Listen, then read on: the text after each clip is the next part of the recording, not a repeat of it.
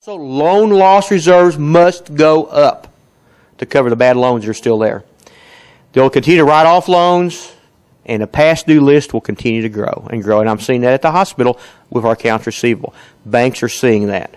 Past due loans will continue to grow. Property values will probably continue to decrease, so the equity you thought you had in your home in the United States is gone. It's not there anymore.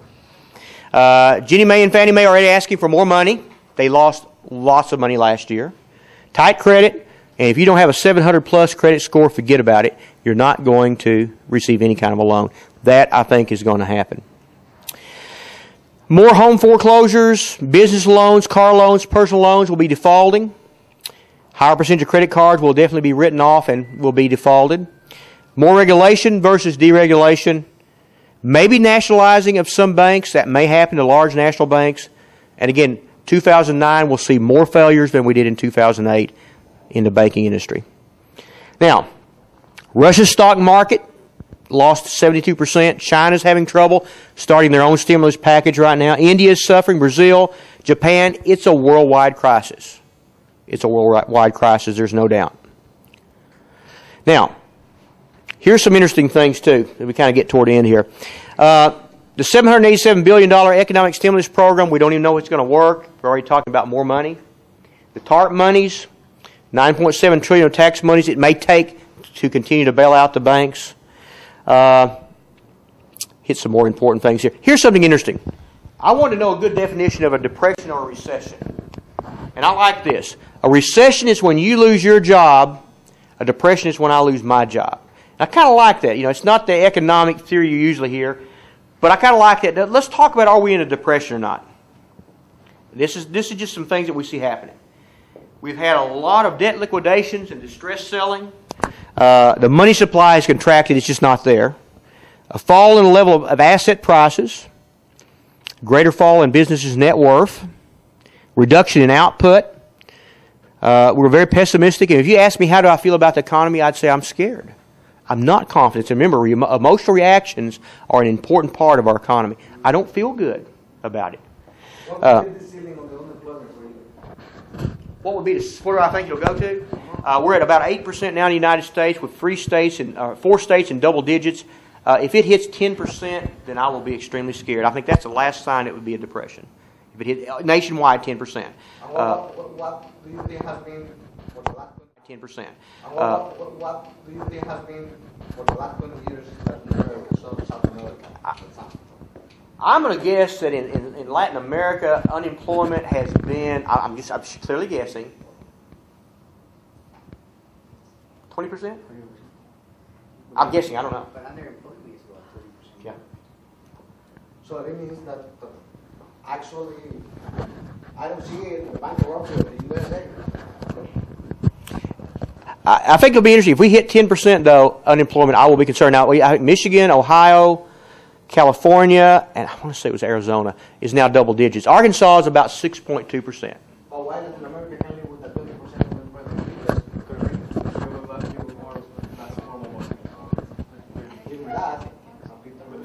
I think, though, if it hits 10%, trust me, I will become extremely pessimistic. I'll be worried.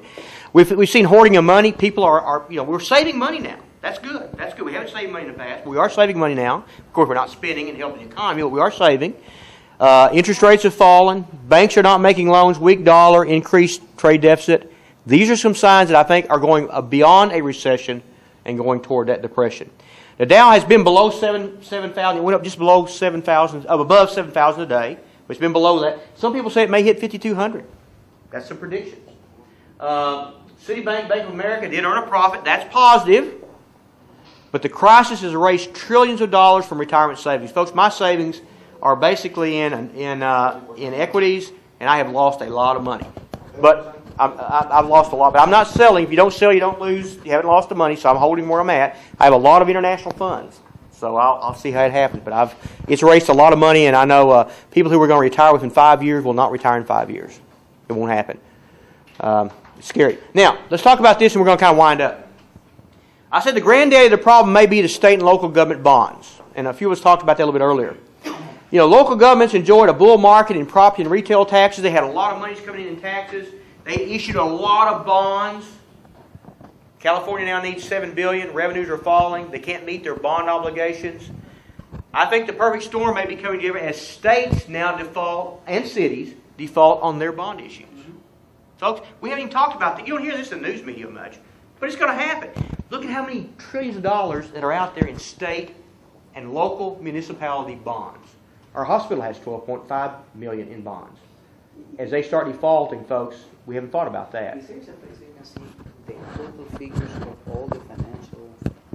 Go to the FDIC. Go to FDIC.gov, and you should be able to pull up all of the bank's financial statements. And if you look at that, here's something to look at too. Look at how many state municipality bonds are held in their portfolios. You're going to see a lot. When I was in the banking bit, we had a lot because most of them are tax-free.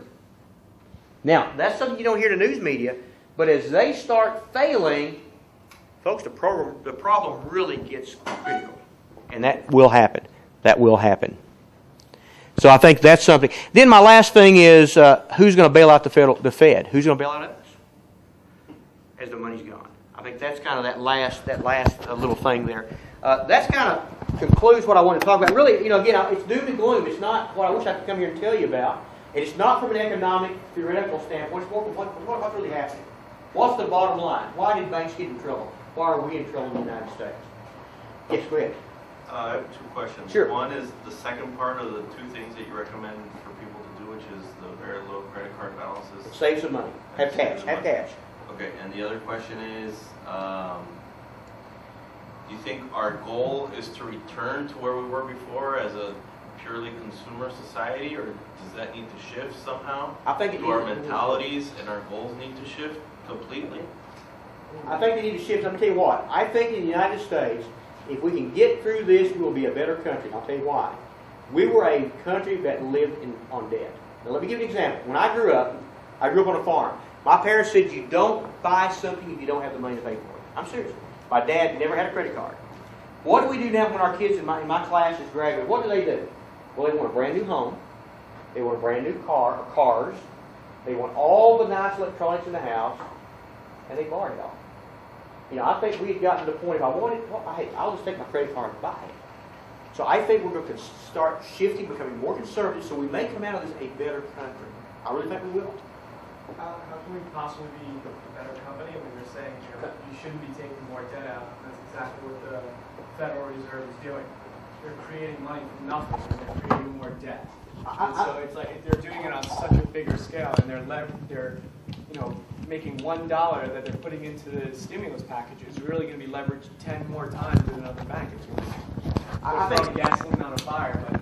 But I agree. I think as an individual, though, we need to learn to live within our means, and the government's not doing that. They're not doing that. And we're probably going to have another stimulus package. Obama said he will cut the deficit in half in his 4 years. It will not happen. It will be 4 times probably what he's at right now. So you're right. The government's setting an example that is not a good example. They're showing us what we don't want to do. I'm saying if you'll keep some cash on hand, that's what I've done.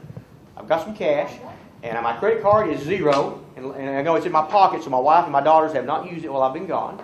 But our government, we don't want to follow their example. They're not setting the example. And we just keep spending. AIG again wants another $30 billion. Where does it stop at? We're not setting a good example. Our legislators are not setting a good example. I'm asking you that question for the second time. Do you Sure. think Nicaragua did the right things with how to handle the bankruptcy of our bank as different way that how the United States did it? Well, from what I'm understanding, I would think your banks, my perception in the bank that I was at, it seems to be very solid. The banks, I know you have had layoffs, but that's probably cutting out some people who were excess to make sure that you're being prudent. It seems like your banks at this point are very solid. Now, I have a question for you, and I don't have an answer for this.